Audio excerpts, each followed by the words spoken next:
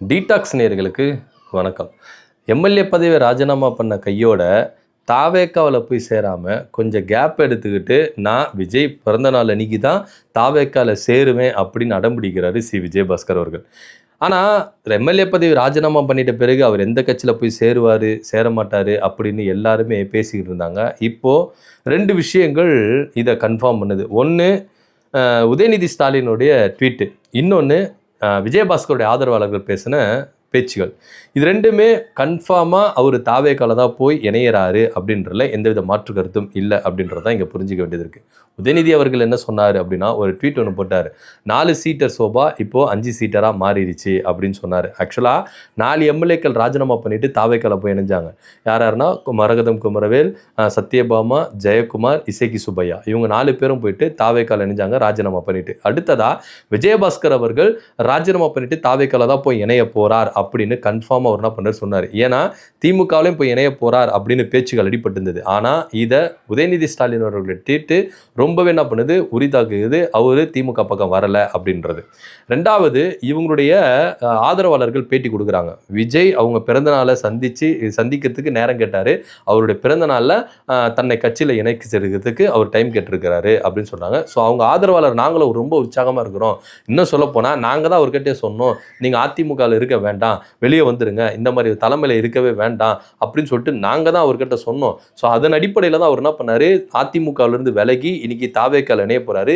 இதுக்கு முழுக்க நாங்கள் சப்போர்ட் பண்ணுறோம், அவர் என்ன முடிவு எடுத்தாலும் அதுக்கு நாங்கள் ஓகே அப்படின்ற பட்சத்தில் அவர் என்ன பண்ணிட்டாரு, கருத்துக்களை முன் வச்சுட்டாரு. ஸோ இப்படி இருக்கும் பொழுது ஒருவேளை விஜயபாஸ்கர் அவர்கள் தாவேக்காவில் இணையும் பட்சத்தில் ஒரு அமைச்சர் ஆட்டம் காண போகிறார் அப்படின்னு நம்ம எடுத்துக்கிறோம். யார் அந்த அமைச்சர் அப்படின்னா, முகமது பர்வேஷ். புதுக்கோட்டை மாவட்டத்தை ஃபுல் அண்ட் ஃபுல் தன் கண்ட்ரோலில் என்ன பண்ணியிருக்காரு, வச்சிருக்கிறார்.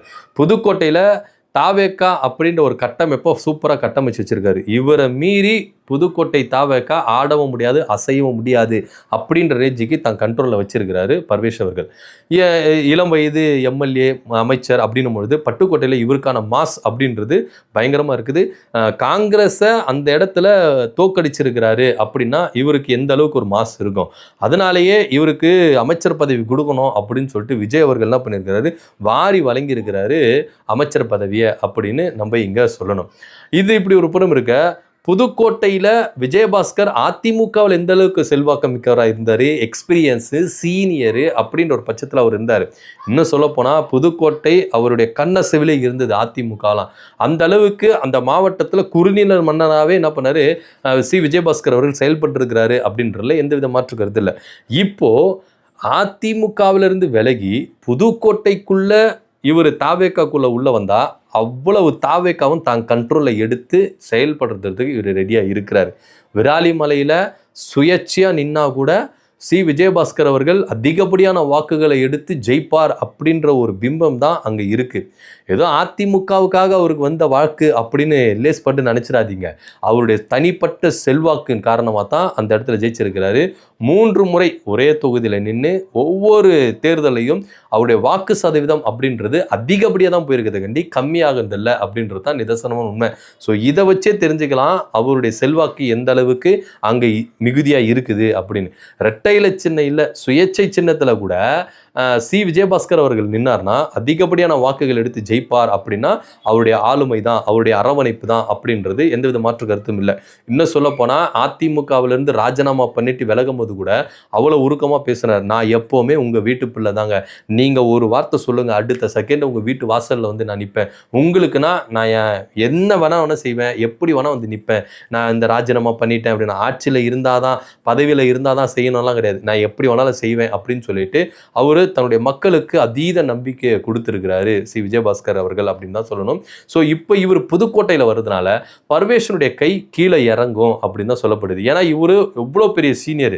இன்னும் சொல்ல போனால் பட்டுக்கோட்டையில் இருக்கிற கண்ட்ரோல் இவர் வராரு அப்படின்ற பட்சத்தில் தாவேக்காக்குள்ளே வராரு அப்படின்னா பட்டுக்கோட்டையில் இருக்கிற அதிமுகவே சதைச்சிட்டு கொண்டு வருவார் அப்படின்னு தான் விஜய் அவர்கள் நம்புறாரு. ஸோ அப்படி வரவர் அவ்வளோ ஒரு பவர் பாயிண்ட் உள்ளே வரும்பொழுது சும்மா விட்டுருவாங்களா தாவேக்கா? அவருக்கு என்ன அங்கீகாரம் கொடுக்கணுமோ, அவருக்கு என்ன ஒரு மரியாதை இடம் கொடுக்கணுமோ அந்த இடத்த தான் கொடுப்பாங்க. சொல்லப்போனால் பட்டுக்கோட்டை தாவேக்காவை அலேக்காவாக என்ன பண்ணுவார், தான் பாக்கெட்டுக்குள்ளே வச்சுக்கிட்டு நடனம் ஆடுவார் விஜயபாஸ்கர் அவர்கள் அப்படின்னு தான் இங்கே சொல்ல வேண்டிய ஒரு விஷயமா இருக்குது. ஏன் அப்படின்னா அதிமுகவையே இந்த அளவுக்கு ஒரு கண்ட்ரோலில் வச்சு ஒரு வழிநடத்தி இந்த அளவுக்கு ஜெயலலிதா அவர்கள் இருக்கும்போதும் சரி, எடப்பாடி பழனிசாமி இருக்கும்போதும் சரி, அதிமுகவை பட்டுக்கோட்டையில சதைக்காம இந்த அளவுக்கு கொண்டு வந்தவர், இவ்வளோ எக்ஸ்பீரியன்ஸ் ஆனாலும் தாவேக்காவை இவர்களை கொடுத்துட்டா இவர் எந்த அளவுக்கு ஒரு கட்டமைப்பு கொண்டு வருவார் அப்படின்னு தான் இங்க பார்க்க வேண்டிய ஒரு விஷயமா இருக்குது. இதுல பல கோஷ்டி மோதல் ஏற்படுறதுக்கும் வாய்ப்புகள் இருக்குது. ஏற்கனவே புதுக்கோட்டையில தாவேக்கா அப்படின்னு பயங்கரமா ஒரு வளர்ச்சி அடைந்த ஒரு கட்டமைப்புக்குள்ள இருக்குது. போதாதுக்கு அதிமுக அப்படின்ற கட்டமைப்பை அலேக்கா பேத்து எடுத்துட்டு வராரு சி விஜயபாஸ்கர் அவர்கள்.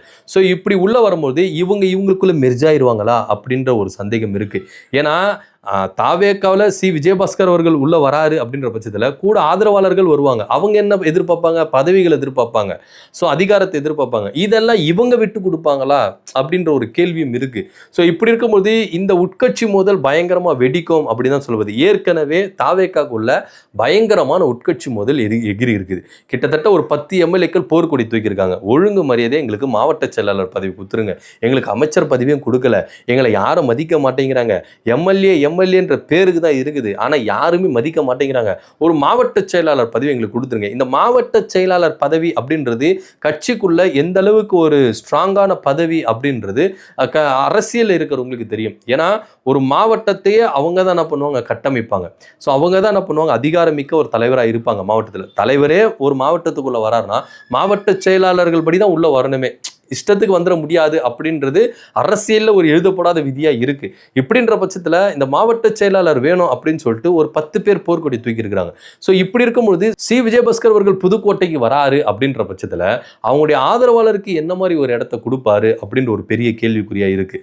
பர்வேஷ் அவர்கள் அவருடைய அங்கீகாரத்தை விட்டு கொடுப்பாரா அப்படின்ற ஒரு பெரிய கேள்விக்குறியாக இருக்குது. ஏன்னா சி விஜயபாஸ்கர் உள்ள வராருன்னு வச்சுக்கோங்களேன், இந்த எப்படியே இடைத்தேர்தல் நடக்கும், விராலிமலை தொகுதிக்கு இடைத்தேர்தல் வரும்.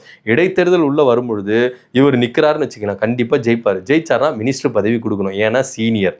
அதிமுகவில் இத்தனை ஆண்டு காலம் இருந்தார். முன்னாள் அமைச்சர், சுகாதாரத்துறை அமைச்சராக இருந்தார். கொரோனா டைமில் இதே சி விஜயபாஸ்கர் அவர்கள் சுகாதாரத்துறை அமைச்சராக இருக்கும்போது பலராலும் பாராட்டப்பட்டார். ஏன்னா எதிர்கட்சிகளாலும் இவர் பாராட்டப்பட்டார். ஏன்னா அந்த அளவுக்கு உழைச்சிருக்கிறாரு, அந்த அளவுக்கு வேலைகளை செஞ்சிருக்கிறாரு அப்படின்னு தான் இங்கே சொல்கிறாங்க.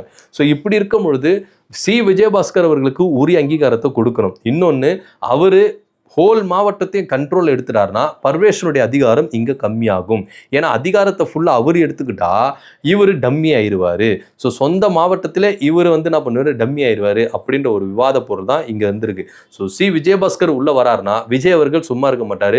சி விஜயபாஸ்கர் அவர்களுக்கு என்ன மாதிரி ஒரு பொறுப்பு கொடுக்கணும்? ஏன்னா அவர் சீனியர், பல விஷயங்கள் பார்த்துருப்பாரு, பல பாலிடிக்ஸ் பார்த்துருப்பாரு, எக்ஸ்பீரியன்ஸான பர்சன். அப்படின்னும் போது இந்த மாவட்டத்தை எப்படி கட்டமைக்கணும் அப்படின்ற ஒரு ஆலோசனையை அவருக்கு சொல்லி அவர்கிட்ட பொறுப்புகளை கொடுத்துருவாங்க. அப்போ பர்வேஸ்வரர் டம்மி ஆயிடுறாரு.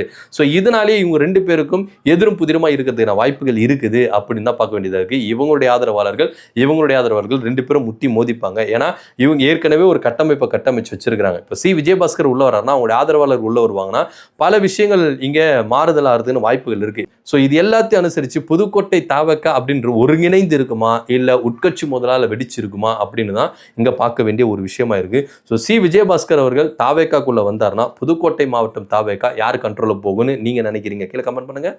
நன்றி, வணக்கம்.